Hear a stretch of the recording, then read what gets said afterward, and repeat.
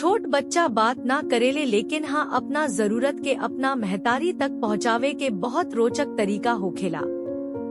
हमनी के अक्सर रोवे के बारे में सुनले बानी जा, एगो ऐसन औजार जवना के इस्तेमाल जवन जरूरत बा ओकरा के पावे खातिर, सुते के, साफ होखे के, पकड़ल जाए के, ये सब खाली रो के संप्रेषित करेला आ हर महतारी समझ जाले की ओकर बच्चा का चाहत बा।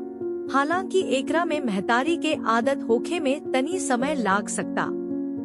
अक्सर कहल जाला कि बेबीज उनकर सबसे बढ़िया जज होला कि उ लोग भूखाइल बा कि ना। एही से एहमे कुछ खास भूख के संकेत लौकेला जवन महतारी लोग के ये समझे में मदद करेला कि उ लोग भूखल बा। बच्चा के भूख के लक्षण का होला। भूख के संकेत के बांटल जाला। एक शुरुआती संकेत, होंठ चाट भा थप्पड़ मारल, मुंह के हिलावल, दूध के तलाश में, अंगुरी भा खिलौना चूसल। 2 एक्टिव भूख के संकेत, ओकरा के लेके चले वाला के रगड़ल, राउर स्पर्श के जवाब देहल, छुवे पर राउर से दूध के उम्मीद कईल। 3 देर से भूख के संकेत, माथा के तेजी से हिलल अवुरी जोर से रोवल।